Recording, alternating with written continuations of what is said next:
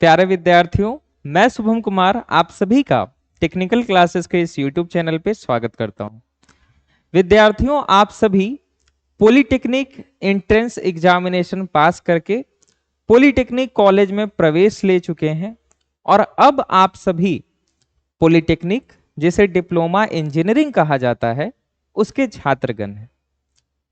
यहां से स्टूडेंट आपका पॉलिटेक्निक का करियर और बोले तो एक तरह से जूनियर इंजीनियर का करियर आपका स्टार्ट होता है। जो पॉलिटेक्निक है स्टूडेंट, इसको इंजीनियर का छोटा भाई माना जाता है। अर्थात आप ऐसा कह सकते हैं कि इंजीनियर का 70% जो नॉलेज होता है वो एक जूनियर इंजीनियर के पास होता है।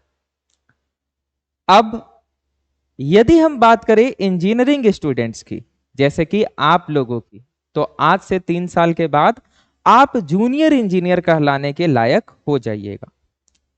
तो जूनियर इंजीनियर कहलाने के लायक होने के लिए हमें कई सारी चीजों को पढ़ना होगा। आप लोगों में से कई सारे स्टूडेंट्स ऐसे होंगे जिनका ब्रांच मैकेनिकल इंजीनियरिंग होगा, किन्हीं का इलेक्ट्रिकल इंजीनियरिंग होगा, किन्हीं का सिविल इंजीनियरिंग होगा।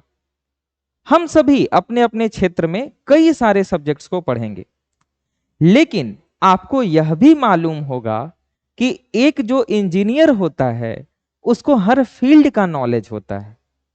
भले ही दूसरे फील्ड का नॉलेज उसे कम हो, लेकिन होता उसे नॉलेज हर एक फील्ड का है और अपने फील्ड का वो एक्सपर्टाइज होता है। जैसे यदि मेरा मैकेनिकल इंजीनियरिंग ब्रांच है तो मैं मैकेनिकल इंजीनियरिंग में एक्सपर्ट हूं, परंतु ऐसा नहीं है कि मुझे इलेक्ट्रिकल की नॉलेज नहीं है अथवा सिविल की नॉलेज नहीं है। ठीक इसी प्रकार से स्टूडेंट, आप सभी जब पॉलिटेक्निक में प्रवेश किए हैं तो यहां पे चाहे आपका ब्रांच मैकेनिकल हो या आपका ब्रांच इलेक्ट्रिकल हो या आपका ब्रांच कंप्यूटर साइंस हो, आप सभी को सारे ब्रांचेज की बेसिक बेसिक नॉलेज दी जाती है। जितने भी फर्स्ट सेमेस्टर मैकेनिकल इंजीनियरिंग के छात्र हैं जो कि अभी इस वीडियो को देख रहे हैं, आप सभी को फर्स्ट सेमेस्टर में अर्थात पॉलिटेक्निक के पहले 6 महीने का जो कोर्स होगा उसमें एक पेपर पढ़ना है, एक सब्जेक्ट पढ़ना है जो कि है कम्युनिकेशन स्किल्स। अब जब आप एक इंजीनियर हैं स्टूडेंट, तो आगे जाकर के आपको अपने क्लाइंट के साथ या लेट से आप यदि किसी ऑफिस में किसी ऑर्गेनाइजेशन में वर्क करते हैं तो अपने को एम्प्लॉय के साथ, है ना, अपने सबऑर्डिनेट के साथ, अपने सुपीरियर के साथ बातचीत करना होगा, वार्तालाप करना होगा। कभी कभी अपने फ्रेंड्स के साथ भी बात करना होगा, बिल्कुल। तो कैसे हम अपने बॉस के साथ अर्थात अपने सुपीरियर के साथ कैसे बात किया जाता है, दैट मीन्स फॉर्मल कम्युनिकेशन। और यदि हम अपने फ्रेंड्स के साथ बैठे हुए हैं, गप्पे लड़ा रहे हैं, तो इनफॉर्मल कम्युनिकेशन क्या होता है, कब कौन सा कम्युनिकेशन किया जाता है, कैसे परफॉर्म किया जाता है। तो ये जो कम्युनिकेशन है ना स्टूडेंट, ये बहुत ही इंपॉर्टेंट है। और किसी भी व्यक्ति की जो पहचान होती है वो आप उसकी बोली से लगा सकते हैं, है ना। बड़े बुजुर्ग कह के गए हैं कि बोली से पता चल जाता है कि आपकी जो आप कह सकते संस्कार है वो कैसा है ना, आपकी जो परवरिश है वो कैसी हुई है। तो कहने का अर्थ यह है कि कम्युनिकेशन स्टूडेंट, जो बातचीत है, जो कहने का तरीका है, जो वार्तालाप है, ये बहुत ही इंपॉर्टेंट है। चाहे हम अपने समाज में बात करें या हम ऑर्गेनाइजेशन की बात करें, तो यहां पे आपको एज अ पॉलिटेक्निक स्टूडेंट ये सिखाया जाएगा, ये समझाया जाएगा कि जब हमें किसी से बात करना होता है फॉर्मली तो किस तरीके से किया जाता है। अब बातचीत केवल बोल करके ही नहीं किया जाता है, हम रिटन में भी कम्युनिकेट कर सकते हैं। हम यदि अपने प्रिंसिपल से कम्युनिकेट करना चाहते हैं रिटन में, तो हम किस प्रकार से अपने प्रिंसिपल सर को एक एप्लीकेशन दे सकते हैं। यदि हम अपने किसी फ्रेंड से या जो मेरा कलीग है हम उससे बात करना चाहते हैं रिटन में, तब हम उसे कैसे लिख करके दे सकते हैं, है ना। तो कहने का अर्थ ये हुआ स्टूडेंट कि कम्युनिकेशन के अलग अलग तरीके हैं। हम ओरली भी कर सकते हैं, हम रिटन भी कर सकते हैं। अब इसके भी अलग अलग सब कैटेगरीज हैं। हम फॉर्मली कर सकते हैं, हम इनफॉर्मल भी कर सकते हैं। तो कब किस प्रकार का कम्युनिकेशन करना है, कैसे करना है, ये सभी स्टूडेंट्स हम लोग यहाँ पे पढ़ने वाले हैं। तो आप सभी जो फर्स्ट सेमेस्टर के विद्यार्थी हैं, कम्युनिकेशन स्किल्स स्टूडेंट बहुत ही इंपॉर्टेंट है। और आगे जा करके आप चाहे कहीं जॉब कीजिए, आप अपनी खुद की कंपनी खोलिए, आप एक एंटरप्रेन्योर बनिए, या आप समाज सेवा कीजिए, जो कम्युनिकेशन स्किल है स्टूडेंट, ये आपको जीवन पर्यंत काम आएगा। ये एक ऐसा सब्जेक्ट नहीं है जो कि केवल पॉलिटेक्निक तक या इंजीनियरिंग तक या जॉब तक ही सीमित है, बल्कि यह एक ऐसा सब्जेक्ट है जो कि आपको आपके जीवन में, आपके लाइफ में हमेशा काम आएगा। तो हम लोग इस कम्युनिकेशन स्किल्स में स्टूडेंट आखिर पढ़ने क्या वाले हैं, ये हम लोग जान लेते हैं सिलेबस के माध्यम से। ये जो सिलेबस है, ये एसबीटी बिहार का ऑफिशियल सिलेबस है, जो कि मैकेनिकल इंजीनियरिंग के छात्रों को दिया गया है। तो जो कम्युनिकेशन स्किल है स्टूडेंट, इसे दो पार्ट में डिवाइड किया गया है। जो पार्ट ए है वो इंग्लिश का है, और जो पार्ट बी है वो हिंदी का है। यहां पे हमें दोनों पार्ट पढ़ने हैं, परंतु हमारा जो मेन फोकस होगा वो इंग्लिश पे होगा। क्यों? क्योंकि देखिए, अगर हम एग्जामिनेशन के स्कीम की बात करें, अब आप सभी चूंकि 10th करके आए हैं पॉलिटेक्निक करने, कई सारे बच्चे 12th करके आए होंगे पॉलिटेक्निक करने के लिए, तो आप लोग जो एग्जाम देते हैं एनुअली, चाहे मैट्रिक का दे या इंटर का दे, वो 100 नंबर का देते हैं। यहां पे कॉन्सेप्ट थोड़ा सा अलग है इंजीनियरिंग का। देखिए, यहां पे क्या होता है कि आपका पेपर तो है 100 नंबर का ही, लेकिन आपका जो एक्सटर्नल एग्जाम होगा, जो आप सेंटर पर देने जाइएगा, वो केवल 70 नंबर का होगा। कितने मार्क्स का होगा? 70 मार्क्स का होगा। और बाकी के जो 30 मार्क्स बच गए, उसमें से 20 मार्क्स का आपका क्लास टेस्ट होगा, या जिसको आप इंटरनल एग्जामिनेशन कह सकते हैं। और जो 10 मार्क्स बच गया, उसमें से 5 मार्क्स आपके अटेंडेंस एवं 5 मार्क्स आपके असाइनमेंट पे बनेंगे। जो 20 मार्क्स का आपका इंटरनल होगा, वो भी अलग अलग क्लास टेस्ट में डिवाइड होगा, 4 क्लास टेस्ट या 5 class test, depend upon your college हो सकता है। तो हम लोग जो प्रिपरेशन करेंगे स्टूडेंट यहाँ पे एक्सटर्नल एग्जामिनेशन के लिए, कि जो हम एक्सटर्नल एग्जाम देने जाएं, कैसे हम 70 में अधिक से अधिक नंबर प्राप्त कर सकें, है ना। अगर हम क्लास टेस्ट की बात करें, अगर हम इंटरनल एग्जामिनेशन की बात करें, तो वो तो समय समय पे आपके कॉलेज में होगा, और आपको पता है कि जब कॉलेज में एग्जाम हो रहा है तो मार्क्स हमारे फेवर में ही मिलेगा। कॉलेज में ये बात आपको हमेशा याद रखना है कि कभी भी किसी भी कॉलेज में ऐसा मार्क्स नहीं दिया जा सकता है जो कि स्टूडेंट्स के फेवर में ना हो। यानी कि अगर हम बात करें तो इन एवरेज, है ना, अगर हम ऑन एन एवरेज देखें तो 30 मार्क्स में 25 सारे स्टूडेंट्स को दिया जाता है। जिनका परफॉर्मेंस अच्छा होता है उनको 29 30 भी दिया जाता है। तो हमारा प्रयास रहेगा कि कैसे हम 70 मार्क्स में आउट ऑफ 70 गेन कर सके।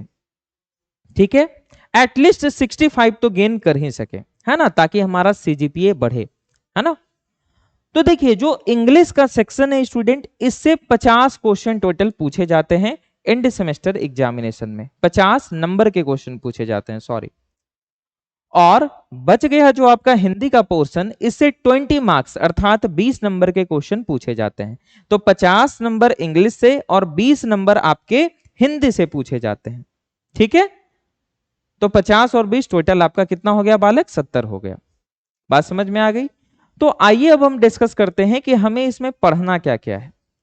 तो सबसे पहले हमें कम्युनिकेशन के बारे में पढ़ना है। अब हम जिस सब्जेक्ट को स्टार्ट करने जा रहे हैं, हम लोग जैसे केमिस्ट्री पढ़ते थे, फिजिक्स पढ़ते थे, तो जब 9वीं कक्षा में आपने पहली बार भौतिकी पढ़ा होगा, फिजिक्स पढ़ा होगा, तो आपने ये डेफिनेशन सबसे पहले आपने कॉपी पे क्या लिखा था कि फिजिक्स क्या होता है या भौतिकी, उसका डेफिनेशन लिखा होगा।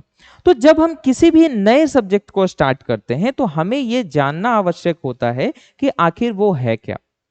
अब हम कम्युनिकेशन पढ़ रहे हैं तो सबसे पहले हम ये जानेंगे कि कम्युनिकेशन क्या है ना। और स्किल्स, स्किल्स का अर्थ क्या हुआ कि आपके अंदर वो एबिलिटी, वो क्षमता है। तो कम्युनिकेट करने की जो क्षमता है, कम्युनिकेट करने की जो कला है, इसे हम एक आर्ट कह सकते हैं। कम्युनिकेट करना क्या है? एक कला है। किसी की बोली से तलवार चलती है और किसी की बोली से आप कह सकते हैं कि फूल लगता है ना। तो बेसिकली कहना यह है कि जुबान ऐसी चीज है जो कि कुछ भी करा सकती है ना। कहते हैं ना कि तलवार की जो चोट होती है वो तो भर जाती है, परंतु जुबान से जो तीर चल जाता है उसका जो घाव होता है वो कभी नहीं भरता है। तो ऐसी वाणी बोलिए कि मन का आपाक होए, और औरन को शीतल करे आपहु शीतल होए। तो कैसे ऐसी वाणी बोलना है ये हमें कम्युनिकेशन स्किल में समझना है। ठीक है, तो कम्युनिकेशन देखेंगे, उसके बाद हम देखेंगे टाइप्स ऑफ कम्युनिकेशन। जैसा मैंने अभी आपको बताया प्यारे छात्रों कि जो कम्युनिकेशन है ये दो तरीके से हो सकता है अगर हम जनरल कैटेगरी देखें तो। एक तो हम जैसे अभी आपसे हम बात कर रहे हैं तो बोल करके कर रहे हैं, दूसरा भी हम बात कर रहे हैं, यहां पे जो लिखा हुआ है ये भी आपसे कम्युनिकेशन नहीं हुआ, तो ये रिटन कम्युनिकेशन हो गया। अब फॉर्मल भी हो सकता है, इनफॉर्मल भी हो सकता है, तो इन सभी को डिटेल में हम लोग यहाँ पे यूनिट नंबर 2 में पढ़ेंगे। यूनिट नंबर 3 में स्टूडेंट हमें रीडिंग कंप्रहेंशन के बारे में पढ़ना है। अर्थात हमें यदि कोई भी कहानी दे दिया जाए, कोई भी कविता दे दी जाए, अर्थात अंग्रेजी में यहाँ पे हमें गिवन होगी, तो हम देखेंगे कि हमें जो भी स्टूडेंट या हमें कोई छोटा सा टॉपिक दे दिया जाए तो हम किस प्रकार से पढ़ करके उसका विश्लेषण कर सकते हैं, समझ सकते हैं और उसका सारांश लिख सकते हैं, ये हम लोग स्टूडेंट यहाँ पे सीखेंगे। ठीक है, इसके बाद यूनिट नंबर 4 है हमारा वोकेबुलरी एंड ग्रामर। तो सबसे पहले हम यहाँ पे स्टूडेंट इंग्लिश के जो जो इंपॉर्टेंट वर्ड्स हैं, मेनली हमें यहाँ रूट वर्ड्स के बारे में पढ़ना है। तो हम पहले रूट वर्ड पढ़ेंगे और इस रूट वर्ड से हम लोग 50 वर्ड को जो है डिफाइन करेंगे, है ना। और इस प्रकार से जो हमारा इंग्लिश की वोकेबुलरी है वो स्टूडेंट स्ट्रांग हो जाएगी। इसके बाद स्टूडेंट इसी यूनिट में हम लोग ग्रामर के पोर्शन को भी कवर करेंगे। बहुत ही छोटा सा पोर्शन है, क्योंकि आपको पता है आप लोग 9वीं 10वीं कक्षा पढ़ के आ रहे हैं, कई सारे बच्चे 12th करके इंटर करके आए होंगे, है ना। तो आप लोगों ने इंग्लिश ग्रामर ऑलरेडी पढ़ रखा है। यहां पे जस्ट आपको एक बोले तो क्विक रिवीजन करना है कि टेंस क्या होता है, नरेशन क्या होता है, वॉइस क्या होता है, ये सारी चीजों को हम लोग यहाँ पे स्टूडेंट समझेंगे, है ना। इसके बाद जो लास्ट यूनिट है ये है प्रोफेशनल राइटिंग। अब हमने ओरल कम्युनिकेशन तो देख लिया, नाउ अब रिटन कम्युनिकेशन देखेंगे। यदि हमें प्रिंसिपल सर को एप्लीकेशन देना है तो हम क्या लिखेंगे, डियर प्रिंसिपल नहीं, हम लिखेंगे to the principal, then college का नाम, है ना, देन सब्जेक्ट लिखेंगे, देन रिस्पेक्टेड सर लिखेंगे, है ना, इस प्रकार से लिखेंगे। तो कहने का अर्थ ये हुआ कि जब भी हम रिटन कम्युनिकेशन करते हैं तो इसके भी अलग अलग तरीके हैं। आप यदि एज अ ऑर्गेनाइजेशन मान लिया जाए टेक्निकल क्लासेस है और टेक्निकल क्लासेस स्टूडेंट्स के लिए कोई नोटिस जो है वो पब्लिश करना चाहती है, तो उस नोटिस का फॉर्मेट क्या होगा, ये भी एक तरह का रिटन कम्युनिकेशन है ना। और जैसे मान लिया जाए कोई ऑर्गेनाइजेशन जैसे आरआरबी है, रेलवे रिक्रूटमेंट बोर्ड, अभी जूनियर इंजीनियर की वैकेंसी आई हुई है, आपको पता होना चाहिए कि आप लोग आगे जाकर के जूनियर इंजीनियर बनिएगा। तो अभी आरआरबी में जूनियर इंजीनियर की वैकेंसी आई हुई है, तो स्टूडेंट यहां पे आप देखिएगा उनका जो नोटिफिकेशन आया है उसमें सारी चीजें सिलसिलेवार तरीके से मेंशन की गई हुई है कि कितने पोस्ट हैं, जोन वाइज वैकेंसी कितनी है, क्या एजुकेशनल क्वालिफिकेशन चाहिए। तो वो भी कम्युनिकेट करने का, क्योंकि उनसे वो क्या कर रहे हैं, अभ्यर्थियों को बता रहे हैं, कैंडिडेट्स को बता रहे हैं, इंफॉर्मेशन दे रहे हैं, तो ये भी कम्युनिकेशन का एक तरीका है। तो कैसे लिखना चाहिए, तो अलग अलग फॉर्मेट होते हैं लिखने के। लेटर को लिखने का अलग फॉर्मेट होता है, नोटिस को लिखने का अलग फॉर्मेट होता है, एप्लीकेशन को लिखने का अलग फॉर्मेट होता है। तो हम लोग स्टूडेंट यहाँ पे जो प्रोफेशनल राइटिंग है उसको हम लोग यहाँ पे सीखेंगे, ऐसा नहीं है कि कुछ भी लिखती है ना। तो ये हम लोग यहाँ पे जानेंगे। ये आपका पूरा इंग्लिश का पोर्शन हो गया जो कि 50 मार्क्स कवर करेगा आपके एंड सेमेस्टर एग्जामिनेशन में। इसके बाद हम पार्ट बी की बात कर लेते हैं जो कि हिंदी है और हमारी मातृभाषा है, तो हमें बिल्कुल अच्छे तरीके से समझ में आएगा। यहाँ पे स्टूडेंट हमें 5 यूनिट दिए गए हैं, लेकिन ये बहुत छोटे छोटे यूनिट हैं।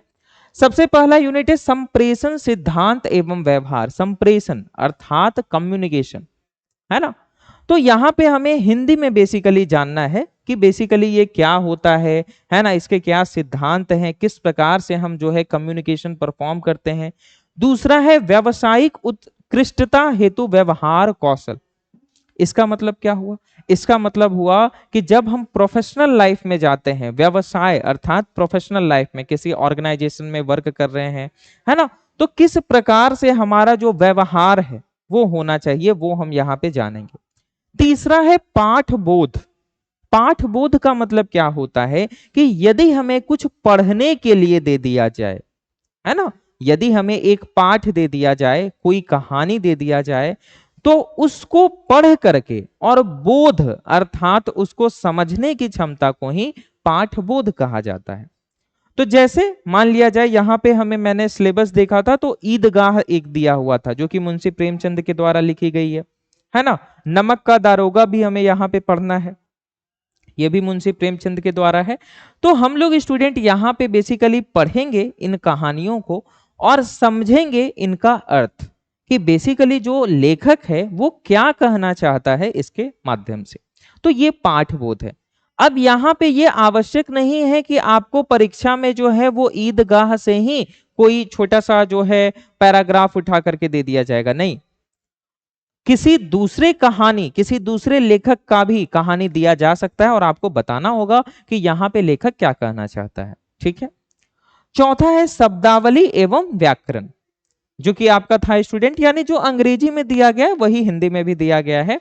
शब्दावली अर्थात वोकैबुलरी हमारा हो गया। अब हिंदी में भी कई सारे शब्द हैं, है ना, जो कि बहुत ही महत्वपूर्ण है, तो उन सभी शब्दों को हम देखेंगे और हिंदी व्याकरण थोड़ा सा हम यहाँ पे देखेंगे।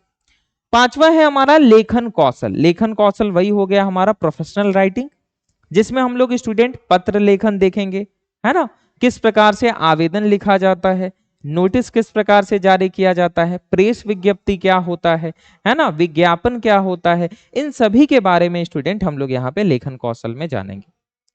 तो ये जो सारे क्लासेस है स्टूडेंट, ये बिल्कुल आपको लाइव फॉर्मेट में स्मार्ट बोर्ड पर करवाई जाएंगी टेक्निकल क्लासेस के एप्लीकेशन पे।